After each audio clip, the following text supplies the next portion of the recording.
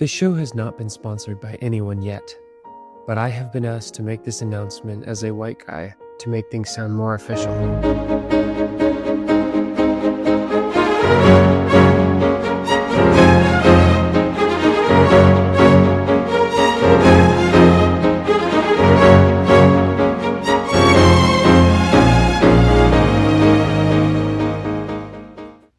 Hi everyone, welcome to the Culinary Leap. I am Tasnuva and I'm happy to share with you today about my upcoming March 13th dinner inspired by my latest trip from Bangladesh.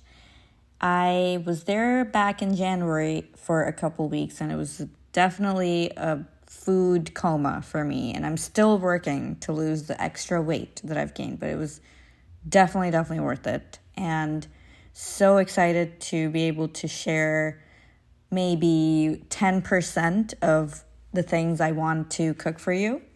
So March 13th will be the first dinner that will be inspired by that latest trip.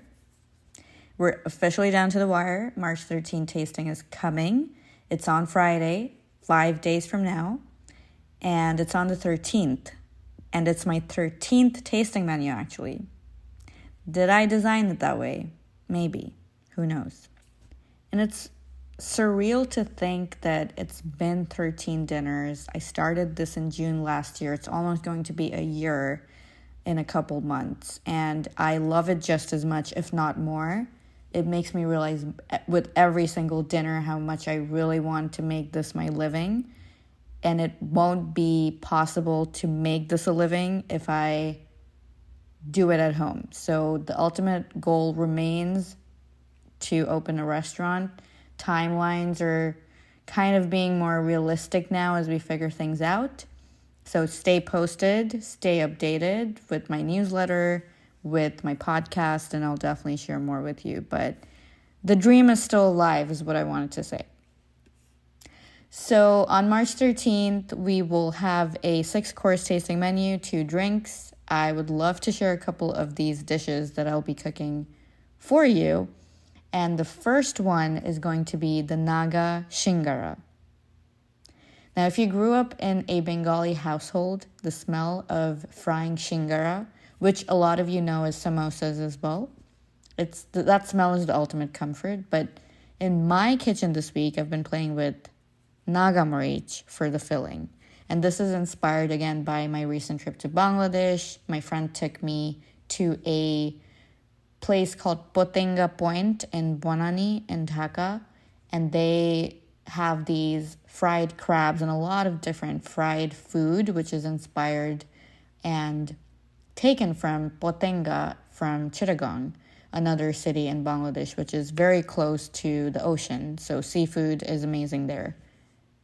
But what I really enjoyed was the Naga Shingara. They had these mini samosas or fried dumplings of potatoes, and essentially it was just potato, but it was flavored with Naga Marich, which is the Bengali ghost pepper, and it's a very floral, fruity, light flavor. It's not going to stay with you for a long time. It's a very fleeting smell, but it's very strong and it's just very distinct, and it's very hot. So the challenge with using it is balance. If I just tossed it in, it would have overpowered the delicate potato filling. So when I was doing my testing of this recipe in the past week, I was trying to basically use a Naga-infused chili oil, which comes from Mr. Naga, this pickle, which is very concentrated ghost pepper or Naga Marich achar. And I was trying 1 drop at a time.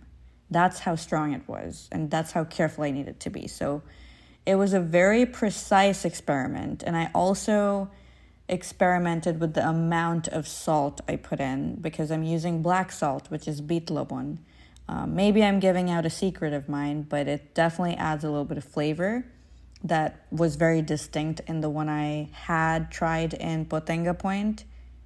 I don't know if they use beet lobon, but when I did try out the recipe. I wanted to match that memory as closely as possible, and I was able to achieve that with one.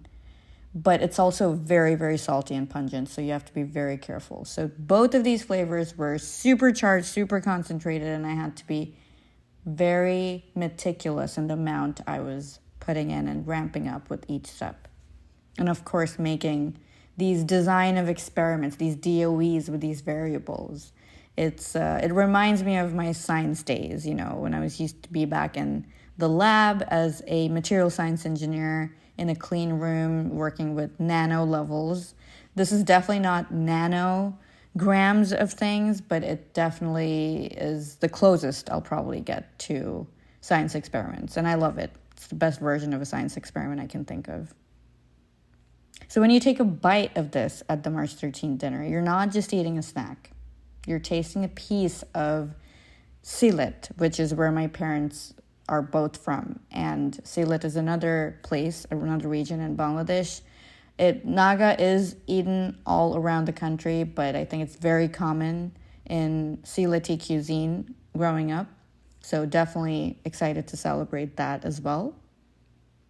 And fast forwarding to course 6, which is the final course, close your eyes and imagine the smell of a decadent dark chocolate cake. Now open your eyes and check the oven. You'll see there's nothing in there. That's because this is a childhood favorite, a stovetop chocolate cake made by my best friend's mom. And we loved this growing up. It was everyone's favorite. She used to make it for my friends' birthday parties, and I practiced that too the past week. And I found how crucial temperature control was. I'm using an electric oven. I'm using an electric stove as opposed to the open flame stoves in Bangladesh. So I had to figure out the perfect balance of heat, timing. Drying out the cake was obviously very easy, so had to figure out the perfect knob for that. But what you end up with is a slightly more toasted flavor. It's due to a secret I cannot share with you just yet, but it definitely needs the stovetop. So I can't just skip it and pretend like I'm using the stovetop and I'm actually using the oven. Like I actually need to use the stovetop. So yeah, it's been an interesting journey, and I think it's really special. And I'm biased, obviously. It's really tied to my memory of what a stovetop chocolate cake tastes like. But you'll have to try it yourself to confirm. But I can describe it as a moist, dark chocolate cake with the best frosting in the world. It's this creamy, rich smell that isn't just any other chocolate frosting. It just melts in your mouth and it's delicious. So book your seat at banglacook.com if you want to experience it, or if you'd like to come to a couple other dates. I have 2 more dates, March 28th and April 11th. And I actually have only 1 spot left for March 13th. So go ahead and book your seat if you want that last spot, or sign up to my newsletter on the website, banglacook.com. See you soon.